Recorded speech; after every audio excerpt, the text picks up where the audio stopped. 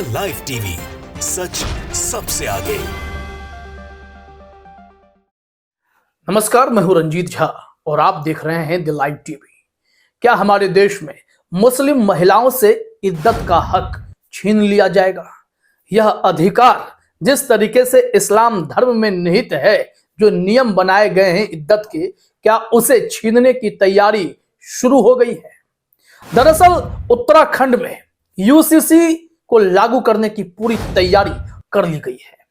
Supreme court की पूर्व justice Ranjana Prakash Desai के नेतृत्व में 5 सदस्यीय कमेटी ने 800 पन्ने की एक रिपोर्ट तैयार की है, जिसमें यूसीसी कैसे लागू हो, इसमें कितने कड़े प्रावधान बनाए गए हैं, वो सब अब जल्द ही उत्तराखंड में लागू होने जा रहा है। उत्तराखंड देश का पहला ऐसा राज्य होगा जो यूसीसी को लागू करने जा रहा है। यूसीसी मतलब समान नागरिक संहिता, यूनिफॉर्म सिविल कोड, और इसका पालन अगर उत्तराखंड करता है तो वहां मुसलमानों को कितनी दिक्कत होने वाली है, क्योंकि एक तरीके से यूसीसी के जरिए केंद्र सरकार हो या राज्य सरकार हो, वो धार्मिक स्वतंत्रता पर प्रहार करने जा रही है। वो कैसे?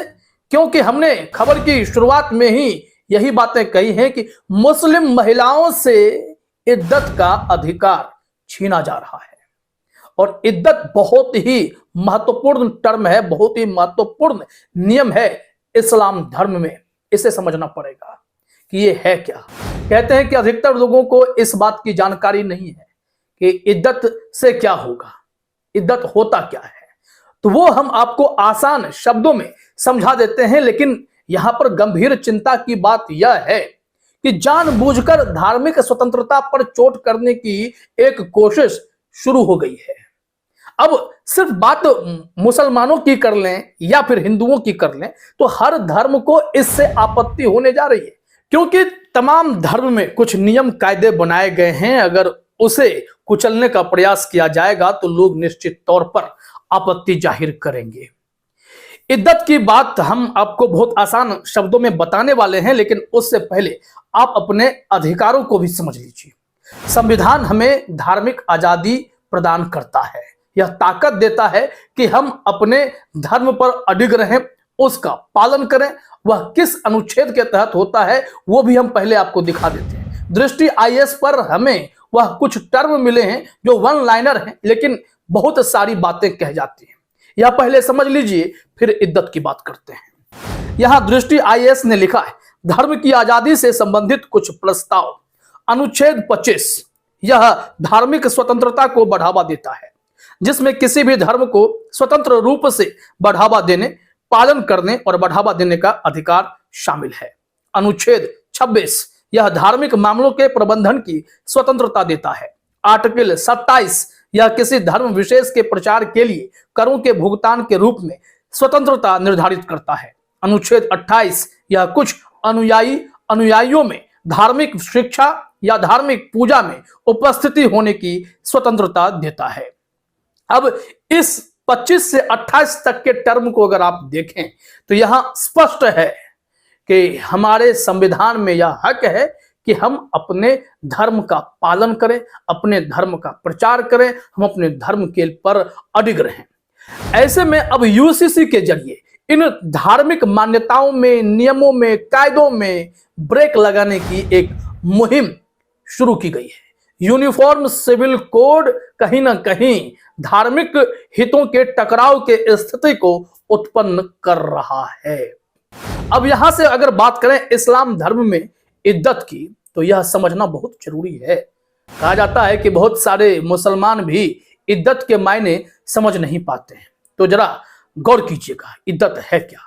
दरअसल इज्जत का नियम उन मुस्लिम महिलाओं पर लागू होता है जिनके पति का इंतकाल हो गया है, निधन हो गया है, और ऐसे परिस्थिति में उन्हें 3 महीने तक दूसरी शादी की इजाजत नहीं होगी। इसके पीछे धार्मिक और साइंटिफिक कारण है, वो समझना जरूरी है, क्योंकि इस 3 महीने के पीरियड के भीतर यह पता चल पाता है कि क्या वो महिला पहले पति से प्रेग्नेंट तो नहीं थी, क्योंकि ऐसी स्थिति में तुरंत कुछ भी जानकारी हासिल नहीं हो पाती है, तो इसके लिए इंतजार करना पड़ता है। तो 3 महीने तक के इंतजार में यह कंफर्म कर लिया जाता है कि अगर वो महिला प्रेग्नेंट है तो फिर उन्हें बच्चे के जन्म तक दूसरी शादी की इजाजत नहीं होगी, क्योंकि अगर ऐसा हो जाता है तो बाद में विवाद खड़ा हो जाएगा कि यह बच्चा जो जन्म लिया है वो पहले पति का है या फिर जिनसे वो दूसरी शादी कर रही हैं उनका बच्चा है। इन तमाम परिस्थितियों से निपटने के लिए इस्लाम में यह खूबसूरत परंपरा है इद्दत, और इद्दत को पालन करने से यह तमाम बाधाएं दूर हो जाती हैं। लेकिन अब यूसीसी का कहना है कि इद्दत को आप फॉलो नहीं कर सकते, इद्दत की प्रैक्टिस नहीं की जाएगी।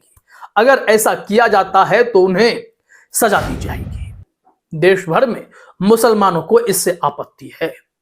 इद्दत की परंपरा कितने बेहतरीन तरीके से लागू की गई है इस्लाम धर्म में, इसमें आपको कहीं कोई गलती नजर आती है क्या?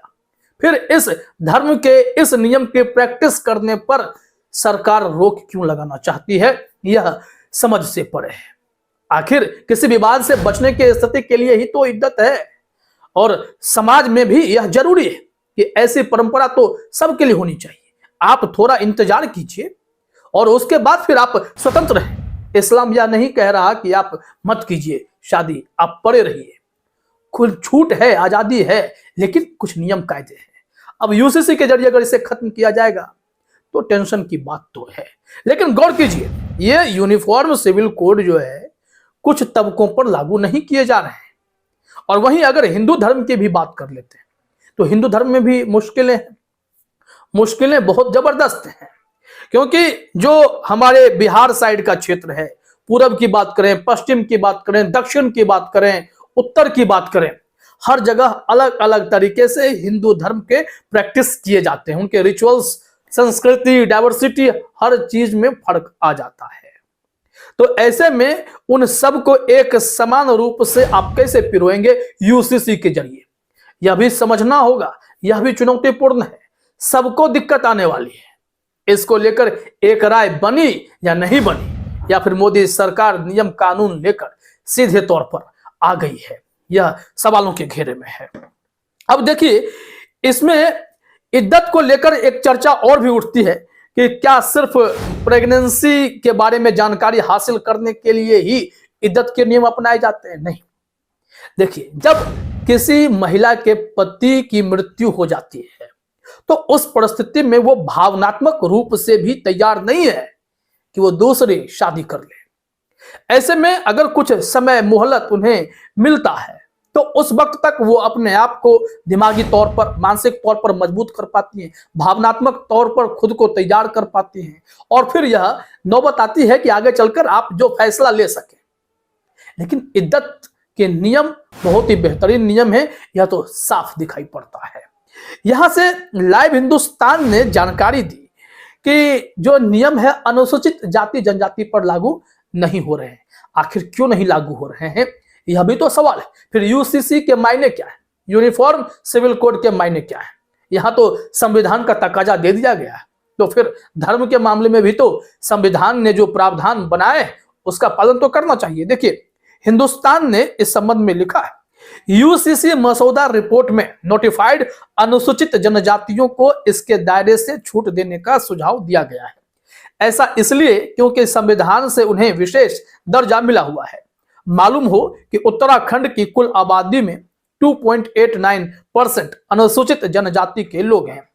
भोटिया, बुक्सा, जौनसारी, राजी और थारू सहित कुल 5 अधिसूचित अनुसूचित जनजातियों के लोग राज्य में रहते हैं। इनमें से ज्यादातर लोग यूएस नगर, देहरादून, पिथौरागढ़ और चमोली जिलों में रहते हैं। जौनसारी आदिवासी तो खुद को पांडवों के वंशज मानते हैं। उनका दावा है कि राज्य में खेती के लिए सीमित जमीन होने के चलते बहुपतित्व ने उन्हें पैतृक भूमि और संपत्तियों को बनाए रखने में मदद की है। ऐसे में अनुसूचित जनजातियों को इससे बाहर करना भी इस यूसीसी के नियम को ही खंडित कर देता है कि आप जब एक देश एक कानून की बात करते हैं तो फिर इन्हें छूट क्यों दी जा रही है। वैसे भी अगर देखा जाए तो नॉर्थ ईस्ट में कुछ राज्यों में यह परंपरा है जहां पर संपत्ति का ट्रांसफर पैतृक नहीं है, मातृत्व है, तो वहां पर यूसीसी आप कैसे लागू करेंगे? वहां के संस्कृति ही ध्वस्त हो जाएगी। तमाम ऐसी चुनौतियां हैं। और खास करके बात अगर इस्लाम धर्म की करें तो उन्हें इद्दत और हलाला पर रोक लगाने के आदेश इस यूसीसी के जरिए मिलने वाले हैं। तो खास करके इद्दत पर रोक लगाना कहीं ना कहीं गलत है और इस पर ब्रेक लगाने की भी जरूरत है। अब देखिए, समाज के लोग सामने आकर इस पर आवाज उठाएंगे तो हो सकता है कि फिर कोई संशोधन हो जाए, अन्यथा इद्दत की प्रक्रिया को खत्म करने पर यह मोदी सरकार तुली हुई है। दरअसल ये लोग इस्लाम धर्म में हस्तक्षेप करके या हिंदुओं के धर्म में हस्तक्षेप करके इस धर्म के साथ खिलवाड़ करना चाहते हैं, लेकिन फिर प्रभु श्री राम का नाम लेकर यहाँ पर धर्म का प्रचार भी करते हैं और धार्मिक नियमों के साथ छेड़छाड़ करके संदेश क्या देना चाहते हैं, यह बहुत ही चिंता का विषय है। फिलहाल इस वीडियो में इतना ही। आप सभी का हमसे जुड़ने के लिए बहुत बहुत धन्यवाद। द लाइव टीवी, सच सबसे आगे।